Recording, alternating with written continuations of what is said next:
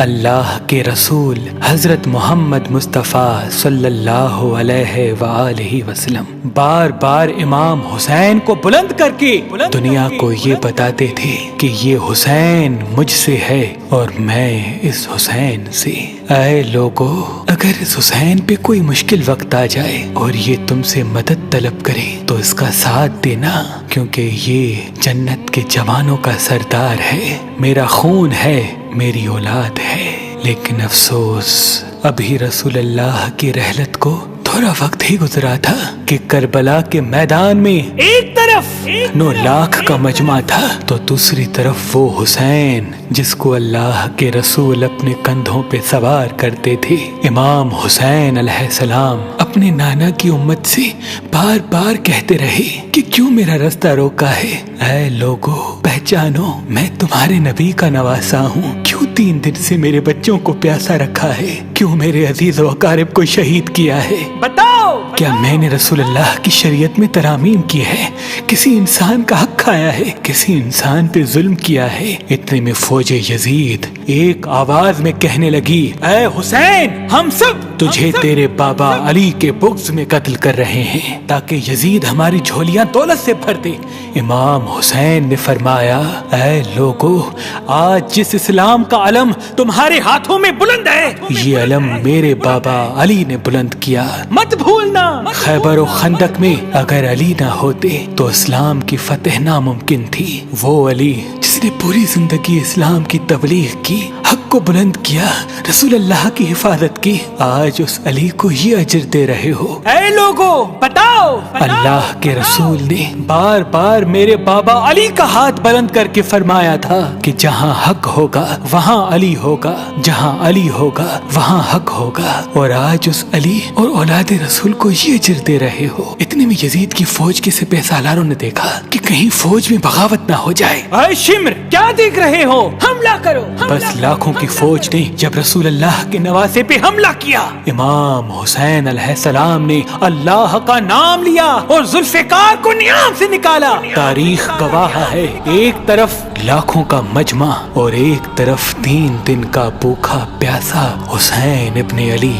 زمین پہ اس طرح کی جنگ پہلے کبھی نہیں دیکھی تھی کہ ایک تنہا انسان لاکھوں کے مجمع کو اس طرح سے فنار کر رہا ہے کہ فوج اشکیا واپس پلٹ کے بھاگنے لگی۔ امام حسین فوج یزید سے مخاطب ہو کے فرماتے ہیں، آؤ، 3 دن کے بھوکے کی جنگ دیکھو، 3 دن کے پیاسے کی جنگ دیکھو، رسول کے اس نواسے کی جنگ دیکھو، اس کی جنگ دیکھو جس کا جوان بھائی مارا گیا، جس کے جوان بیٹے کو نظروں کے سامنے قتل کیا گیا، جس نے اپنے ہی ہاتھوں سے اپنے بچے کی قبر بنائی۔ امام حسین شیر کی طرح فوج یزید سے لڑ رہے ہیں۔ اتنے میں آواز غیب آتی ہے، حسین، تیرا اللہ تجھ سے راضی ہوا۔ بس اس صدا کا سننا تھا، امام حسین علیہ السلام نے اپنی ذوالفقار کو تھام لیا۔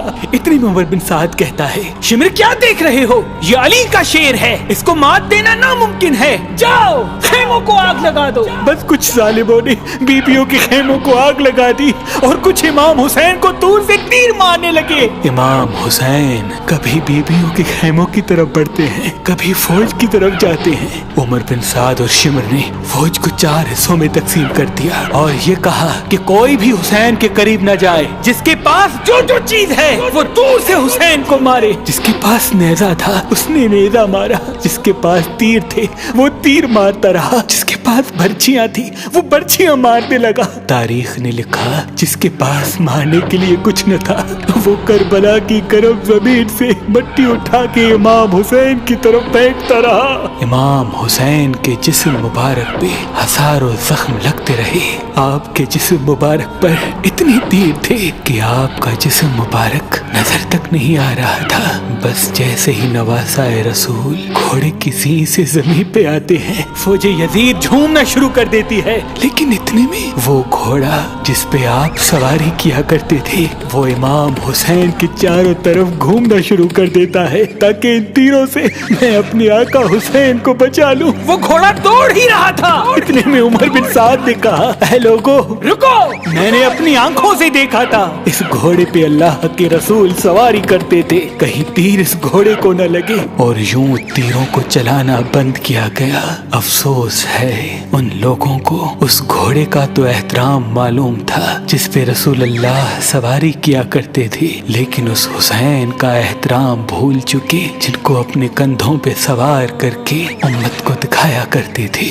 بس امام حسین علیہ السلام زمین کربلا پہ اپنا سر رکھ کے اللہ کا شکر کر رہے ہیں، اور وہاں فوج یزید کے مختلف سپاہی امام حسین کا سر کاٹنے کے لیے قریب آتے ہیں۔ جو بھی قریب آ کے امام حسین کے سر کو دیکھے تو اسے امام حسین کے چہرے میں رسول اللہ کا چہرہ نظر آئے اور وہ چیخ کے دور چلا جائے۔ اتنے میں شمر کہنے لگا یہ کام مجھ سے ہی ہونا ہے۔ جیسے ہی شمر نے خنجر امام حسین کے گلے پہ رکھا تو وہ دیکھے امام حسین کے لب ہل رہے ہیں۔ اس نے سوچا ہم نے حسین کا پورا خاندان قتل کر دیا، 3 دن تک حسین کے بچوں کو پیاسا رکھا، شاید حسین ہمیں بد دعا دے رہے ہوں گے۔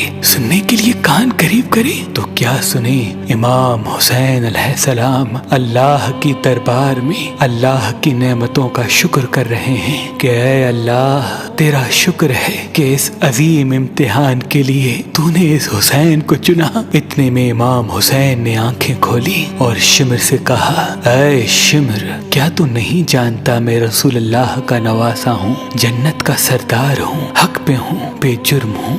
شمر نے کہا ہاں مجھے معلوم ہے، پھر آپ نے فرمایا تو کیوں قتل کر رہے ہو؟ شمر نے کہا تاکہ یزید میری جھولی دنیاوی دولت سے بھر دے۔ بس یہ کہتے کہتے شمر امام حسین کا گلا کاٹتا رہا اور فوج یزید مسلسل جھومتی رہی۔ امام حسین کے سر قلم ہونے کے بعد سادات کو لوٹا گیا۔ امام حسین کے سر مبارک کو نوکے سنا پہ بلند کر دیا، بی بی سکینہ کو تماچے مارنے لگے، رسول اللہ کی نواسیوں کے سروں سے چادر کو لوٹ لیا اور امام حسین کے جسم مبارک کی توہین کرنے لگے۔ تاریخ نے لکھا امام حسین کے جسم پر جو جو چیزیں تھیں ان کو لوٹنے لگے۔ اتنے میں ایک شخص امام حسین کے جسم کے قریب آیا۔ امام حسین کے ہاتھ میں ایک انگوٹھی پہنی تھی، اتارنے کی کوشش کی نہ اتری، وہ انگلی کاٹ کے انگوٹھی لے گیا۔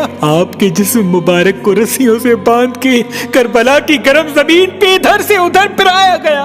اتنے میں عمر بن سعد نے کہا اے شمر حسین اور اس کی ساتھیوں کی لاش کا وہ حشر کرتے ہیں کہ رہتی دنیا تک کوئی بھی یزید کے خلاف آواز نہ اٹھائے، سب کے جسم سے سروں کو کاٹ لو اور سب کی لاشوں کو پامال کر دو۔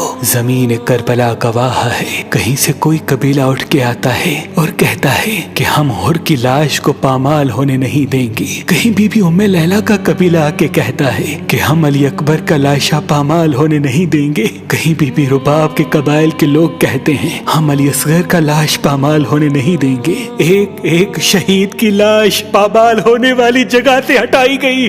تاریخ گواہ ہے صرف رسول اللہ کا اکیلا نواسا کربلا کی گرم زمین پہ پڑا رہا اور مغرب کے گھوڑے مشرق کی طرف، مشرق کے گھوڑے مغرب کی طرف دوڑتے رہے۔ امام حسین کا جسم پامال ہوتا رہا۔ امام جعفر صادق علیہ السلام فرماتے ہیں میرا سلام ہو میرے اس غریب دادا پر جس کی لاش کو اس طرح سے پامال کیا گیا کہ ان کی دائیں پسلیاں بائیں پسلیوں کی طرف چلی گئی اور بائیں پسلیاں دائیں پسلیوں کی طرف چلی گئی، جن کا سینہ اور پشت ایک ساتھ ہو گیا۔